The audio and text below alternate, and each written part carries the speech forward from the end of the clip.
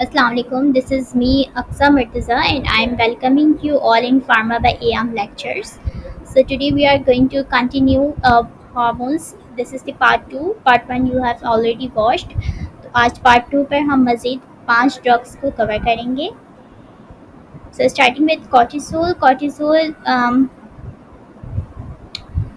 Cortisol is an anti-inflammatory hormone. Anti inflammatory hormone है यानी कि इन्फ्लामेशन को ये लोअर करता है. इसके अलावा ये वाइट क्रिस्टलाइन पाउडर होते हैं, वाटर में इनसॉल्युबल हैं और सॉल्युबलाइज हैं ऑर्गेनिक सॉल्वेंट्स के अंदर, rapidly absorbed from GIT. If it is taking as a drug, हम इसको अगर एज अ ड्रग यूज़ हो रही है तो ये जीआई से काफ़ी अच्छे से रैपिडली एब्जॉर्ब हो जाती हैं. And if it is taken by a pregnant lady तो प्लेसेंटा बैरियर भी ये क्रॉस कर सकता है. इसके अलावा हमारे पास है कि ये एड्रिनल कॉर्टेक्स का हार्मोन होता है. एड्रिनल कॉर्टेक्स में हमारे पास जोना फेसिकुलाटा एंड जोना रेटिकुलारिस के सेल्स प्रेजेंट हैं. ये वहाँ पे सिंथेसाइज होती हैं और एड्रिनल कॉर्टेक्स से हमारे पास ये एड्रिनल कॉर्टेक्स से ये रिलीज़ हो रही होती हैं ब्लड में. ठीक है, एज वी अर्लियर स्टडी के हार्मोन्स जितनी भी हैं एंडोक्राइन की, वो ब्लड में रिलीज़ हो रही होती हैं. ठीक है जी. Okay, moving to its indication, that why it is using, as it is an anti-inflammatory drug. So as it is an anti-inflammatory drug, so it will be used in allergy and as immunosuppressants, यानी कि immune को suppress कर सकती हैं और allergic की cases में जिसमें इन्फ्लामेशन हो सकती है बॉडी पे, किसी किस्म की रशेस आ सकती हैं, so they can help out. ADR में we have is osteoporosis is common with cortisol. Next we have is SAR, structural activity relationship we have. Okay, so first point we have is fluoride ion in replace of hydroxyl group with methyl increases its activity. So here is methyl group is present and with methyl we have is hydroxyl group. तो यही कह रहे हैं कि अगर इस hydroxyl group की जगह हम अगर रिप्लेस कर देते हैं फ्लोरिड आयन को, तो इस तरह से ये क्या होंगी, एक्टिविटी से इसकी बढ़ जाएगी. ठीक है, but if this hydroxyl group is replace with any chlorine और ब्रोमीन ग्रुप, यानी कि हेलोजन ही है तीनों ग्रुप्स, लेकिन अगर हेलोजन में क्लोरीन या ब्रोमीन के ग्रुप से अटैच हो जाएंगे तो उस सूरत में ये क्या करेंगी, एक्टिविटी डिक्रीज कर देंगी. ठीक है, there are two main important points regarding its activity कि अगर हेलोजन के ग्रुप में हाइड्रोक्सिल ग्रुप फ्लोरीन से रिप्लेस हो रहा है तो एक्टिविटी इंक्रीज होगी, लेकिन क्लोरीन और ब्रोमीन इसकी एक्टिविटी को डिक्रीज कर देंगे. ठीक है जी. दिस इज रिंग की A B C and D. Okay, so ring A जो है हमारे पास, इसकी अनसैचुरेशन आप देख सकते हैं, यहाँ पे डबल बॉन्ड प्रेजेंट है. इसकी अनसैचुरेशन की वजह से एक्टिविटी बढ़ रही है और मज़ीद अगर हम अनसैचुरेशन कर दें, यहाँ पे अगर डबल बॉन्ड की प्रेजेंस हो जाए, इसकी मज़ीद अनसैचुरेशन हो जाएगी तो एक्टिविटी इंक्रीज होगी. ठीक है. Next point we have is substitution of hydroxyl group in ring B.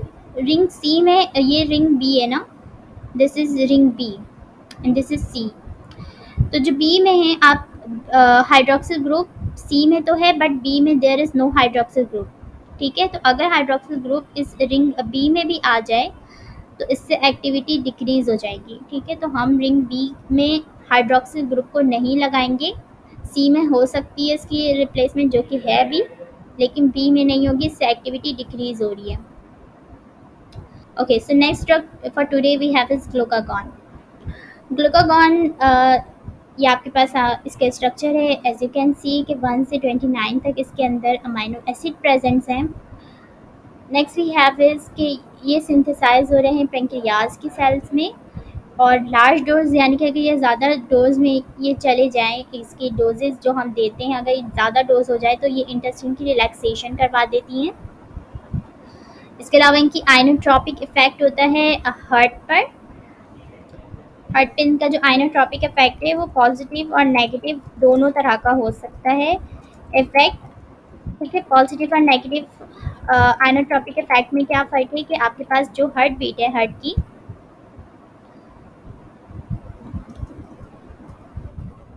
Beat जो है वो उसके ऊपर इफेक्ट आता है। सिंपली इन आइनोट्रॉपिक इफेक्ट में क्या है कि हार्ट बीट के ऊपर इफेक्ट आएगा, आइदर वो पॉजिटिव भी हो सकता है, नेगेटिव भी हो सकता है। ठीक है, if it is positive inotropic effect है तो बहुत ज़्यादा फोर्स के साथ वो हार्ट बीट करेंगे, यानी कि हार्ट बीट को बहुत ज़्यादा फोर्स के साथ वो फोर्सफुली हार्ट बीट होगी। अगर नेगेटिव आइनोट्रॉपिक इफेक्ट है तो लेस फोर्सफुली जो है हार्ट बीट हो रही होगी। और इनका इस तरह का ही इफेक्ट मौजूद है हार्ट पे। इसके अलावा ये कैथिकोलामाइन को और इंसुलिन को रिलीज करवाती हैं। हाइपोग्लाइसीमिया में देते हैं क्योंकि एज इमरजेंसी ट्रीटमेंट में ये हाइपोग्लाइसीमिया यानी कि ऐसी कंडीशन जिसमें ब्लड ग्लूकोज लेवल जो है वो लो है, तो उस कंडीशन में ब्लड ग्लूकोज की लेवल लो है, तो इस कंडीशन में हम ग्लूकागोन की एडमिनिस्ट्रेशन करते हैं। एज एन इमरजेंसी ट्रीटमेंट ये दी जा रही होती है क्योंकि ये ब्लड में आकर के आपके शुगर को इंक्रीज़ करते हैं, ग्लूकोज के लेवल को ब्लड में इंक्रीज़ करते हैं और इस तरह से अपना फंक्शन देते हैं। तो इस तरह से ये इमरजेंसी ट्रीटमेंट में यूज़ हो रही है। Next drug for today we have is insulin. Insulin आपके पास जीआई से डिग्रेडेड है, इसलिए इनको हम सबकुटेनियस एडमिनिस्ट्रेशन करते हैं।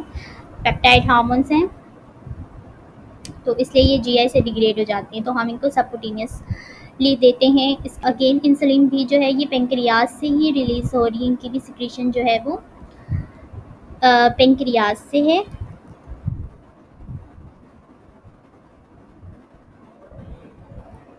पेंक्रियाज से ये रिलीज़ हो रही है। ठीक है, तो ये क्या करती हैं, रिलीज़ होके रेगुलेट करती हैं, कंट्रोल करती हैं कार्बोहाइड्रेट, फैट, प्रोटीन के मेटाबॉलिज्म को। और जो इंसुलिन डिपेंडेंट डायबिटीज़ मेलाइटस हैं पेशेंट, उनको उनकी ट्रीटमेंट में ये यूज़ हो रही होती हैं, यानी कि ऐसे पेशेंट जिनको इंसुलिन चाहिए होगा अपनी ग्लूकोज को मेटाबॉलाइज रेगुलेट करने के लिए, तो उनके लिए हम इंसुलिन की जो है उनसे हम इंसुलिन की ट्रीटमेंट कर रहे होते हैं। ठीक है, इसके अलावा ये डायबिटिक पेशेंट्स की लाइफ को इन्हेंस करने के लिए हेल्प कर रही है क्योंकि ये उनको एक लाइफ प्रोवाइड करिए, क्योंकि without insulin they can not survive. Insulin is helping in enhancing their life.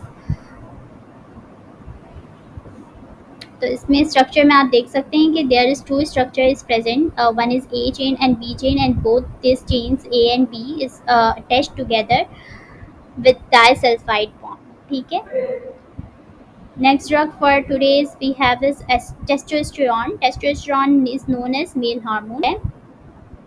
Testosterone इसलिए सिर्फ मेल हार्मोन के तौर पे नहीं जाना जा रहा कि वो मेल की बॉडी में रिलीज होगा। Testosterone is also secreting in female body.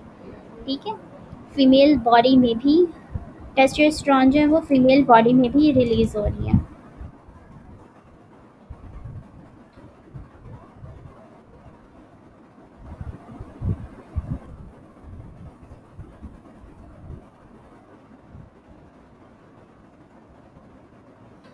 ये release in female body too. Basically ये इस नेम से इसलिए इंडिकेटेड है मेल हार्मोन क्योंकि ये मेल फीचर्स देता है। If it's level increases in female body तो हेयर फेशियल्स आना शुरू हो जाती हैं एंड बॉडी फेमिनिन बॉडी जो फीमेल की बॉडी होती है वो थोड़ी मेल की तरह से लगने लगती है। ठीक है, मसल्स आना शुरू होती हैं और फेशियल हेयर्स आना। ठीक है, तो this are due to testosterone level. तो लेवल जो है ये this depends on features of male कि अगर वो मेल में है रिलीज़ हो रही है बहुत ज़्यादा अमाउंट में तो वो मेल फीचर्स देंगी मेल को जो कि उनको रिक्वायर्ड भी है। But if it is releasing in higher amount in female body जो कि ज़रूरत नहीं है, तो ये हमारी फीमेल बॉडी में मेल की जो है लुक वाइज देना शुरू कर देती, मेल फीचर्स को लाना शुरू करती हैं जो कि बिल्कुल अननेसेसरी है। तो इसका लेवल सिक्रीशन जो है इसके लेवल पे डिपेंड करता है। So that's why it is known as male hormone because ये फीचर वाइज मेल की करेक्टरिस्टिक्स दे रही हैं, ये इस वजह से मेल हार्मोन के तौर पे जानी जा रही है। Next point we have is it is white odourless powder हैं, वाटर में इंसॉल्युबल हैं और again it is solubilise in organic solvents में। ये रिलीज़ होकर के बाइंड हो करती हैं सेक्स हार्मोन बाइंडिंग ग्लोब्यूल्स और एल्ब्यूमिन के साथ भी बाइंड करती हैं। एस्ट्रोजन जो है वो सेक्स हार्मोन बाइंडिंग ग्लोब्यूलिन के साथ बाइंड करते थे, लेकिन टेस्टोस्टेरोन SHBG और एल्ब्यूमिन दोनों से बाइंड करा करते हैं। इंट्रावेनस और सबक्यूटेनियस रूट ऑफ एडमिनिस्ट्रेशन इनकी हम देते हैं। ADR है कि ये सोडियम और नाइट्रोजन की रिटेंशन करवाती हैं। इंडिकेशन है कि हम इसको ब्रेस्ट कैंसर के लिए ट्रीटमेंट में ये दे रहे हैं।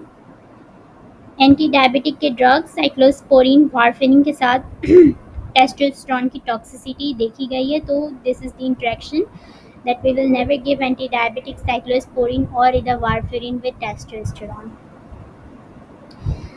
Last drug for today class we have is aldosterone, the very important drug कह लें या very important hormone in our body. It causes sodium and water retention करवाती है ये. It means कि it is playing its role in blood pressure. कैसे ये blood pressure पे ये प्ले करती हैं रोल, जैसे ही ब्लड प्रेशर यहाँ पे हमारे पास फॉल हो रहा है, डाउन हो रहा है, तो किडनी में मैसेज पहुँचता है, then they start secreting renin in blood. Renin जो है वो रिलीज होकर एंजियोटेंसिनोजेन को एंजियोटेंसिन 1 में कन्वर्ट करता है ब्लड के अंदर।